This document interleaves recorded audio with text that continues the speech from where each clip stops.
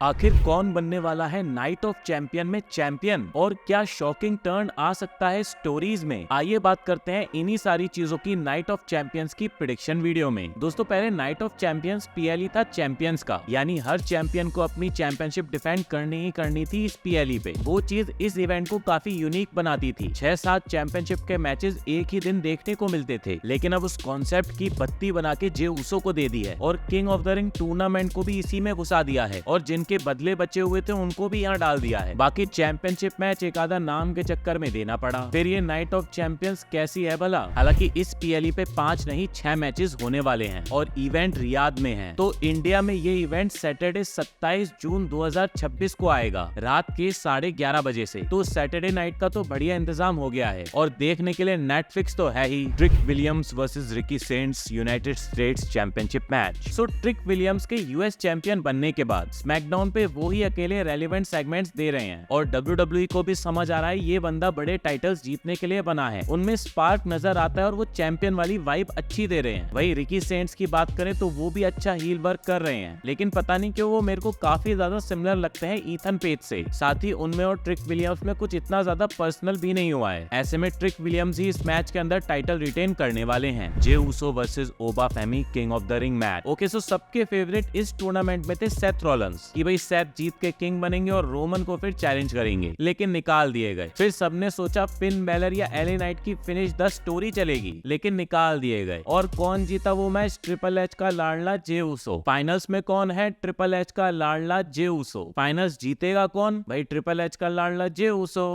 It was most probably दोस्तों Brock Lesnar ओबा फेमी के ऊपर अटैक करेंगे और जे उसो वहां पे जीत निकाल लेंगे। लेकिन दोस्तों मैं थोड़ी सी स्टोरी डिफरेंट चाहता था। मैं चाहता था कि ओबा फेमी यहाँ पे जीत निकाले। इवन ब्रॉक लेसनर के इंटरफेयर करने के बाद फिर ओबा फेमी का ब्रॉक लेसनर के साथ में समर स्लैम में नाइट 1 में मैच हो और नाइट 2 में वो रोमन रेंस की ब्लड लाइन से लड़ते नजर आए और पूरी ब्लड लाइन के वार करने के बाद में रोमन रेंस से वो मैच हारे। फिर इनकी कहानी फाइनल रेसलमेनिया तक जाए और वहां पे जाके ओबा फेमी टाइटल को जीत ले। ये चीज ओबा को एक बड़ा स्टार बनाने में बहुत हेल्प करेगी, लेकिन ट्रिपल एच को तो बस ईट करना है। तो मेरे हिसाब से भी जे उसो ही नए किंग बनेंगे।